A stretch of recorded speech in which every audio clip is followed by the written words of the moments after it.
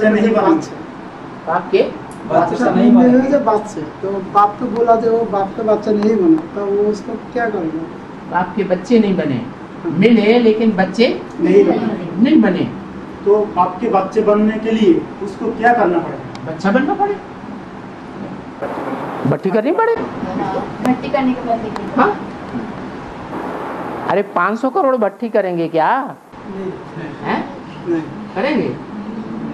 जो और धर्मों की पक्की आत्माएं हैं, द्वापर युग से जो और धर्मों की आत्माएं आती हैं, वो बाप के बच्चे हैं कि अपने धर्म पिताओं के बच्चे हैं?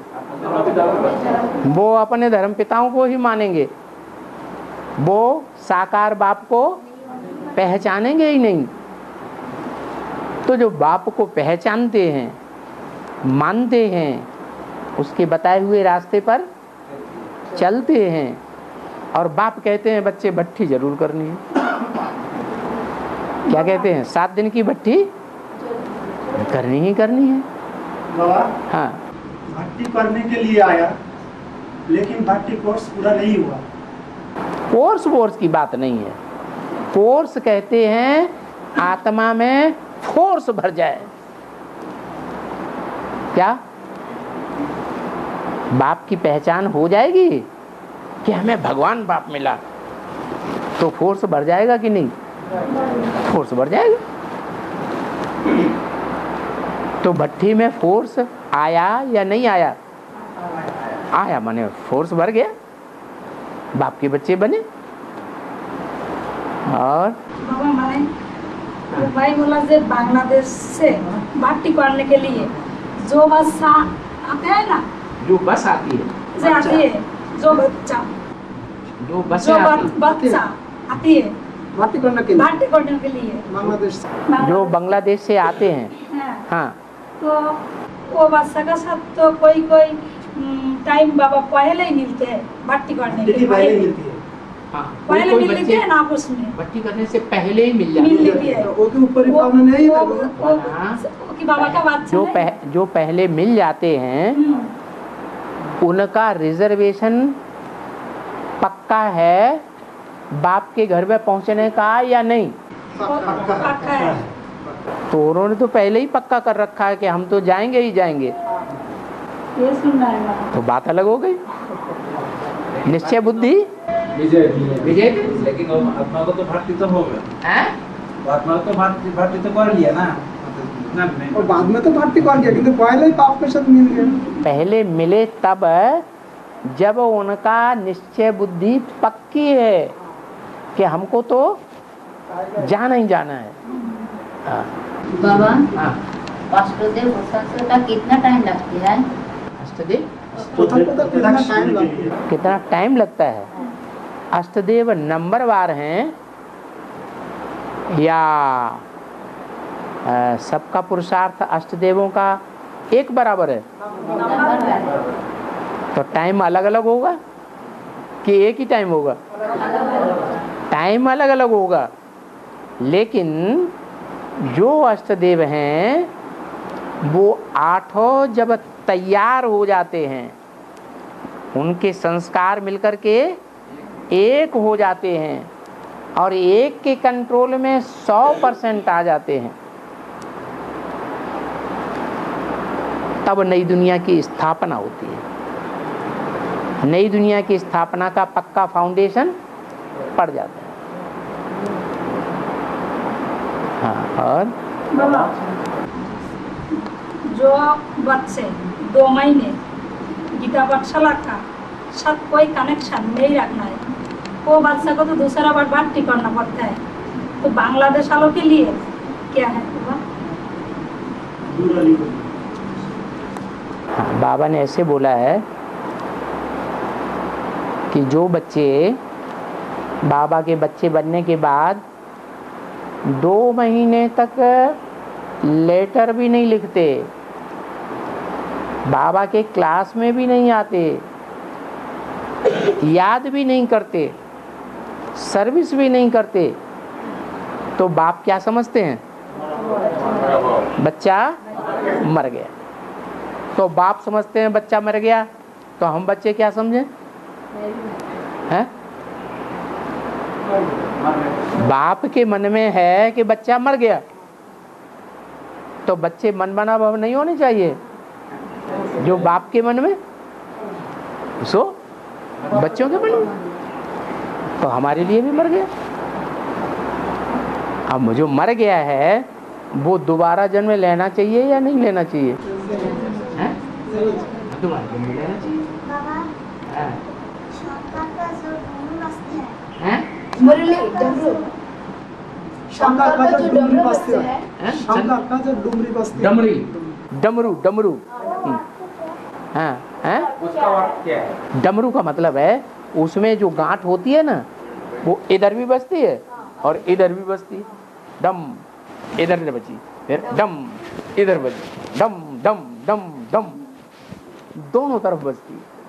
मतलब ये है कि राइट साइड में भी बजती है और लेफ्ट साइड में भी बजती है। माना शंकर का पार्ट ऐसा है जो राइटियस बच्चों को भी सपोर्ट करता है, और जो लेफ्टिस्ट बच्चे राक्षस संप्रदाय हैं उनको छोड़ता नहीं है, उनकी तरफ भी ज्ञान का बाजा बजाता है।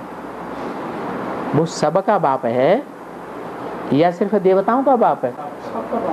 हाँ, देवतात्माओं का भी बाप है और राक्षसी आत्माओं का भी बाप है। दुनिया में जिंदा रहने का हक तो सबको है, नहीं है?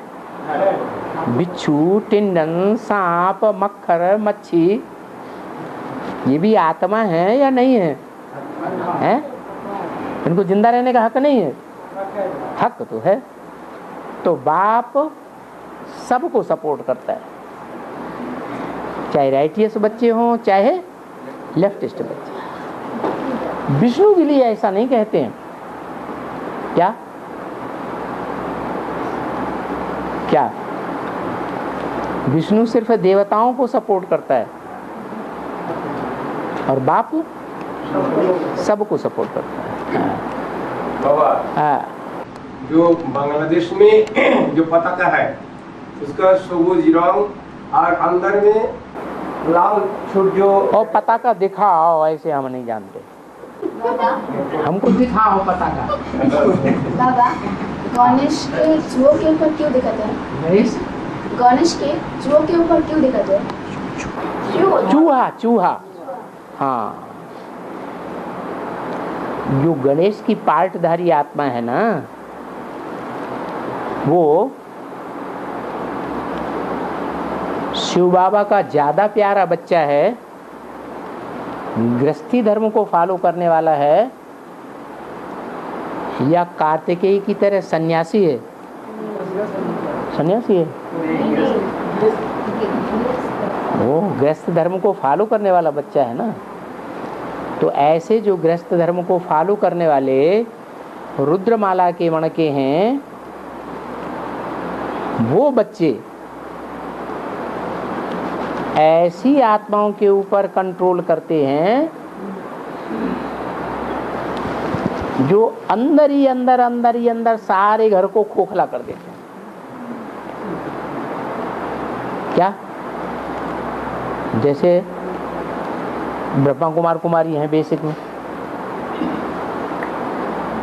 उनके परिवार में घुस जाएंगे गीता पाठशालाओं में या सेंटरों में, तो अंदर ही अंदर सारे जिज्ञासुओं को एडवांस ज्ञान सुनाई देंगे। बाद में उनको पता चलता है अरे हम तो खोखले हो गए, सारा घर खोखला कर दिए।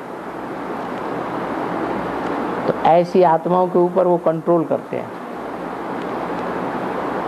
इसलिए चूहा दिखाया गया है। बाबा संगम जी की बड़ी माँ तीसरा जन्म लेते हैं,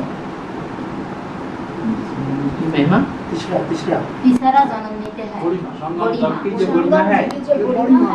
तीसरा जन्म लेते हैं। बड़ी माँ के तीसरा तो अधिक जन्म क्या है बाबा? कहते हैं संगम युग में बड़ी माँ जो तीसरा जन्म लेती है, संगम युग में बड़ी माँ जगदम्बा, बड़ी माँ जगदम्बा, जगदम्बा को तो तीसरा जन्म होती है। तीसरा धर्म, तीसरा जन्म है। कैसे? आदि का जन्म तो स्त्री का था या पुरुष का था? और उसके बाद का जन्म? दूसरा जन्म भी स्त्री का, और तीसरा जन्म? नहीं, बाद में तीसरा जन्म स्त्री, पहला जन्म स्त्री, बीच में कोई पुरुष है। दूसरा जन्म पुरुष। पहला जन्म स्त्री का, फिर दूसरा जन्म पुरुष का, फिर अगला जन्म स्त्री का। ऐसे 3 जन्म थे। हो सकता है, हो सकता है। लेकिन होता है जो इसको अधिक और कोई की जन्म होता है क्या? इसका तो अधिक और कोई को रुद्रमाला का मणका नहीं है? रुद्रमाला का मणका है या नहीं है? है। तो जो रुद्रमाला का मणका है वो कितने जन्म लेगा? बीज है कि नहीं सारी सृष्टि का? है। सारी सृष्टि के जो बीज हैं, बीज का विनाश होता है उसका? नहीं। तो संगम युग से लेकर के और कलयुग के अंत तक जन्म लेते रहते हैं। बड़ी माँ के जैसे तीसरा जन्म होता है संगम युग में, बड़ा माँ के तीसरा जन्म होता है संगम युग में। बड़ी माँ का संगम युग में तीसरा जन्म होता है। तो उसको अधिक कोई आत्मा को इस संगम युग में जन्म होता है क्या? उसको अधिक और कोई आत्मा को भी जन्म होता है उसके साथ, उसके साथ इसका अधिक कहते हैं संगम युग में कोई आत्मा को 3 जन्म की अधिक जन्म हो सकते हैं क्या? स्त्री चोले के लगातार स्त्री चोले के 3 जन्म भी नहीं हो सकते, और लगातार पुरुष चोले के 3 जन्म भी नहीं हो सकते। 2 जन्म हो सकते हैं लगातार, नहीं तो 1 जन्म स्त्री 1 जन्म पुरुष, 1 जन्म स्त्री 1 जन्म पुरुष। लगातार 3 जन्म नहीं हो सकते किसी के। तीसरे तो अधिक, चाहे पुरुष क्यों हो ना तो और स्त्री हो ना तो तीसरे तो अधिक कोई को जन्म होता है क्या? बाबा, हाँ। और कोई आत्मा का तीसरा को अधिक जन्म होता है क्या? संगम युग में। संगम युग में और कोई आत्मा को इसका अधिक जन्म कहना चाहते हैं संगम युग में हाँ एक आत्मा को 3 से अधिक जन्म हो सकते हैं और नहीं? संगम युग में कोई कोई के 3 जन्म भी हो सकते हैं।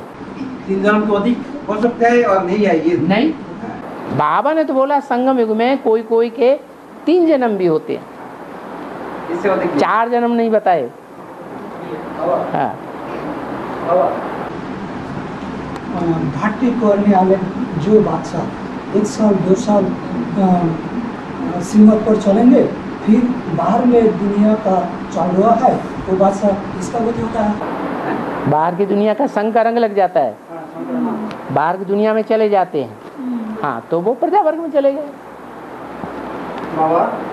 जो बच्चे भट्टी करने के बाद 2-3 साल तक ज्ञान में चले, फिर ज्ञान छोड़ दिया, तो प्रजा वर्ग में चले गए।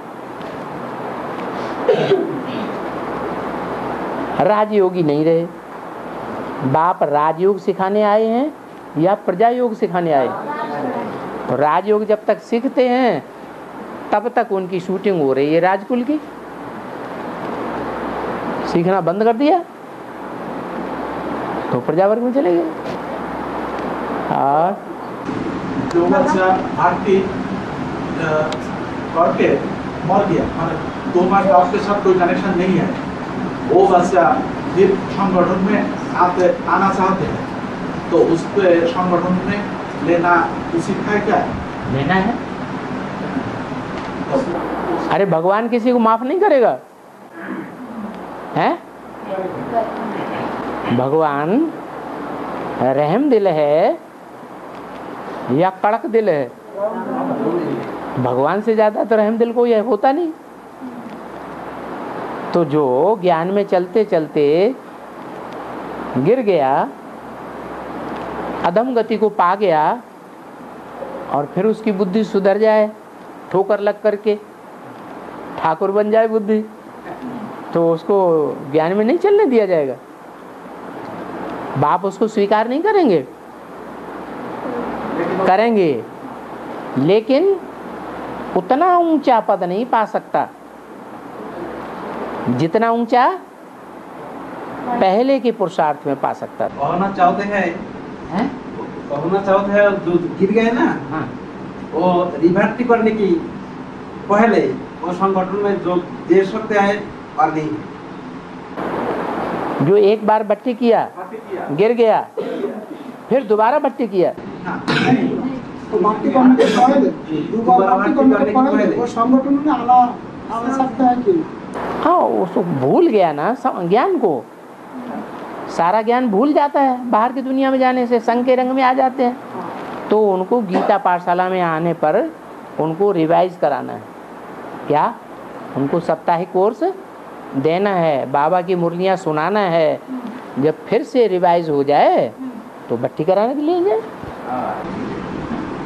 तो भट्टी करने से फिगर कोई दूसरा रास्ता नहीं है बाप के पास होने के लिए?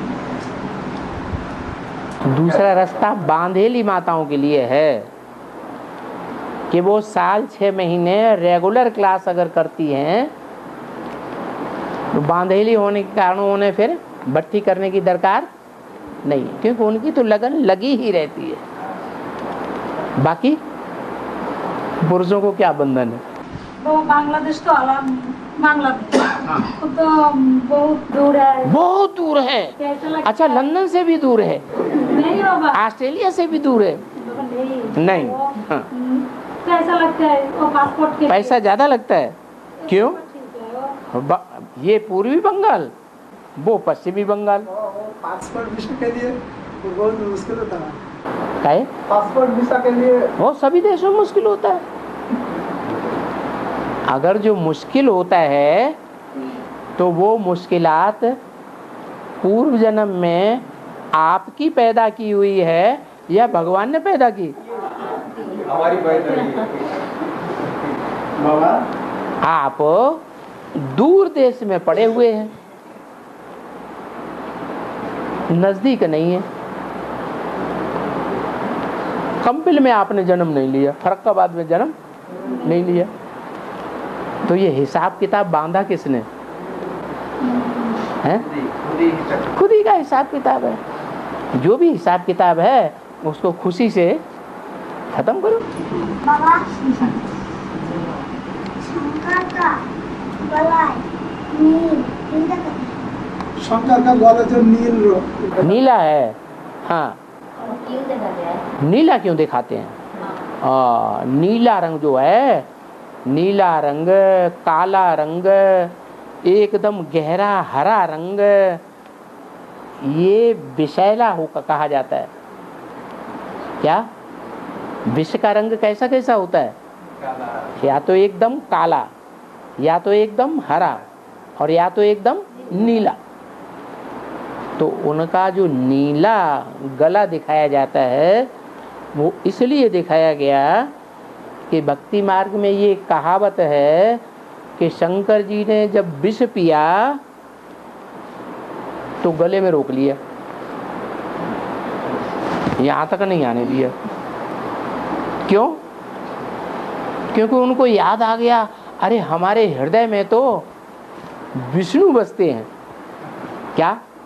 हमारे हृदय में विजयमाला की जो हेड है वैष्णो देवी, वो बसी हुई है। अगर वो विष उनके गले, उनके मुंह में पहुंच गया तो हम तो अकेले रह जाएंगे। इसलिए वो यहीं रोक लेते हैं, नीचे नहीं जाने देते। तो हमारी बात तो सुनती नहीं, उधर क्यों देख रही है?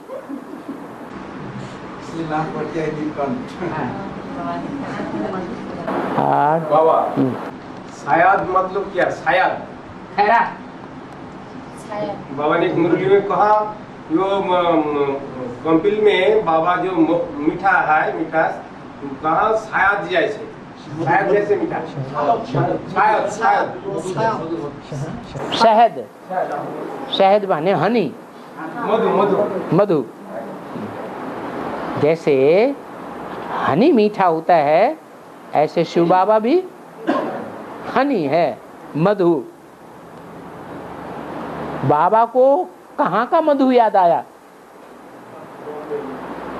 जो हद का बाबा है, हद की बुद्धि में रहने वाला है, बच्चा बुद्धि है, उसकी बुद्धि ने कौन से मधु की बात, कहाँ का मधु था?